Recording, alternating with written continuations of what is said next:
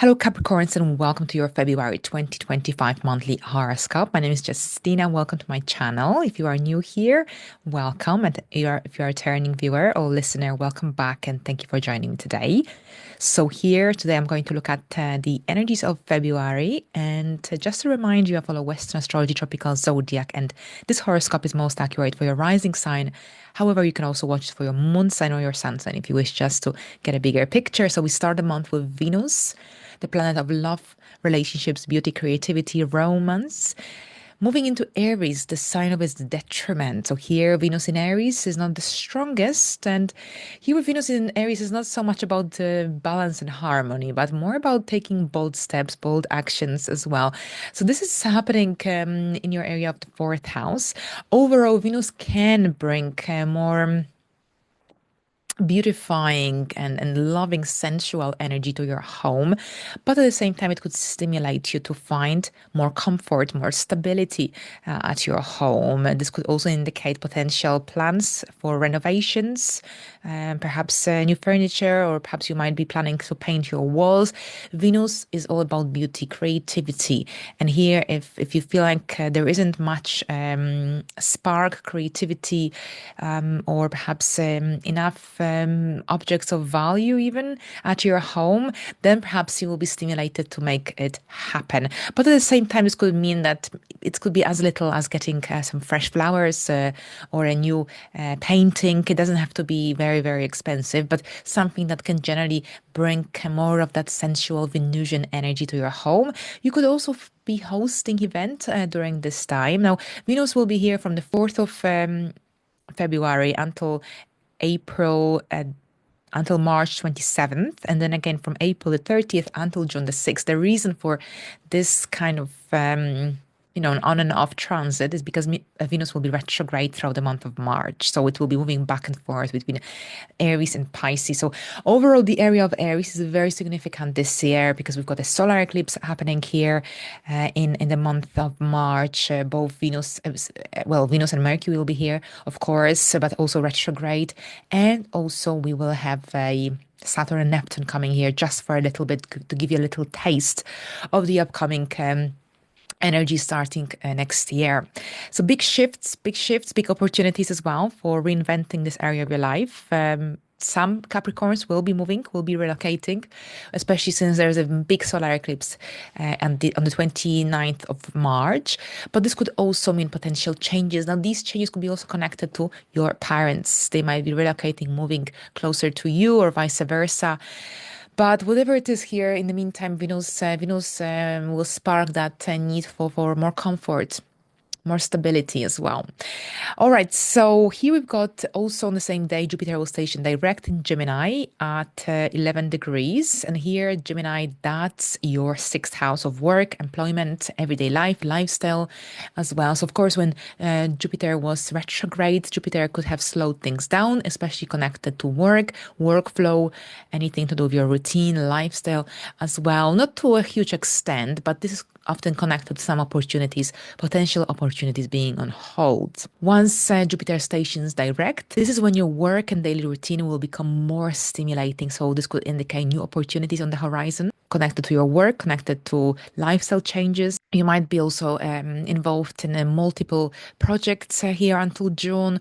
Generally, there's other opportunities for expansion in your work sphere. Don't waste these opportunities. Seize the opportunities that Jupiter brings for you, connected to your work, employment, lifestyle, because then Jupiter will move into Cancer from June the 9th and will only come back to Gemini in about 12 to 13 years. But overall, this could also mean that you will be expanding your connections, relationships with co-workers as well. So great time for networking. Now, as we move forward, there's a full moon in Leo happening on the 14th. In Leo, so Leo, that's your eighth house. A full moon occurs when the sun and the moon are in opposition, so the moon is fully illuminated. And this also means that We are in the middle of this lunation cycle that started in around August 2023. So think about the new beginnings and that you initiated during that time connected to your investments, anything to do with mortgage, debts, transformation, deep emotions, deep feelings, your intimate relationship. Because during this full moon, you might be dealing with similar situations, people, energies, themes. Of course, you are wiser and older at this point, and you've already gone through certain lessons since that new moon. However, here a new moon is like a point of release, and it's connected to a situation reaching its peak. For some, this could mean some potential returns, interesting returns from your investments. This is about perhaps implementing some transformative changes in the area of life that lost its spark and purpose. It's a good time for healing, for reinventing yourself, or moving away from any negative emotions, habits. This could also mean that perhaps you'll be renewing your mortgage, or perhaps you might receive an important decision regarding your financial situation, financial decisions, transactions. This is the good time to generally to look into your finances. How can you improve your financial situation? How can you invest your money in a smart way to get really good and positive returns? All right, so we will look at it further and deeper closer to the day. But here on the 14th, also, Mercury will move into Pisces until March the 3rd. And then again, from March the 29th until April the 16th. Of course, Mercury will be also retrograde, same as Venus, in the month of March. All right, so here, Mercury in Pisces, very dreamy and creative energy here in the area of the third house. So here, this could see you engaging in creative projects, activities, but at the same time, this is a great time for self-expression, for writing, for studying, for reading, for traveling as well, for engaging in some community activities. You might be busy on social media. This could be about engaging with people from your neighborhood, neighbors. There's a lot of communication often with Mercury transiting the area of the third house. Here, this generally increases your need to verbalize your thoughts. You will have the need to write, journal, read as well. This could be connected to learning as well as studying, working with your hands, being more practical as well. All right, so that's Mercury here. And then we've got Mars. Mars will station direct in Cancer on the 24th at 17 degrees. Bear in mind, Mars will be out of bounds until the 7th of April. So it's easier to get into these emotional battles, or perhaps there's a greater tendency towards having emotional outbursts. So, especially if you get into some hot heated debates. So, here this is connected to your one to one connections, one to one relationships. So, definitely pay attention to these energies. If you feel like things are getting out of control, then step back, go for a walk, get some fresh air, do something that will help you to release the excess of energies. Don't get the energies of Mars out of bounds in Cancer to make you feel restless, to make you feel burnt out. Overall, here with Mars stationing direct, relationships, contracts, agreements, collaborations, partnerships take center stage. So anything that was delayed, if you've been waiting for a specific collaboration to take place, then this could very well happen once Mars stations direct.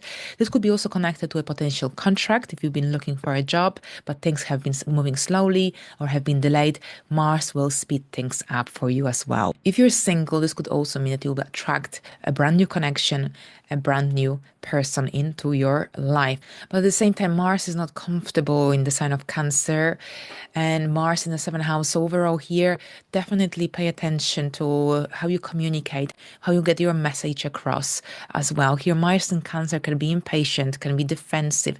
So it's generally, it's a temporary transit, so it doesn't make sense to get into any difficult situations or to ruin any connections. So it's essential to communicate as openly, clearly as you can during this time overall. But here we end the month with a new moon in Pisces happening on February the 28th at 9 degrees of Pisces. And this is happening in your area of the third house. So this could mean a new contract, a new connection, a new project, a new learning experience as well, or a travel, a trip. But this is connected to some intellectual energy, intellectual project, paperwork, a new website, a new blog. So something to do with writing, communicating, signing documents, making an important decision, contemplating an important decision. Whatever it is, bear in mind this new moon is connected to a cycle that will produce eventually a lunar eclipse, and that's next year in August. So whatever that you start, initiate, pay attention because it could be something huge. All right. So thank you very much, Capricorns. I wish you a productive month and bye for now.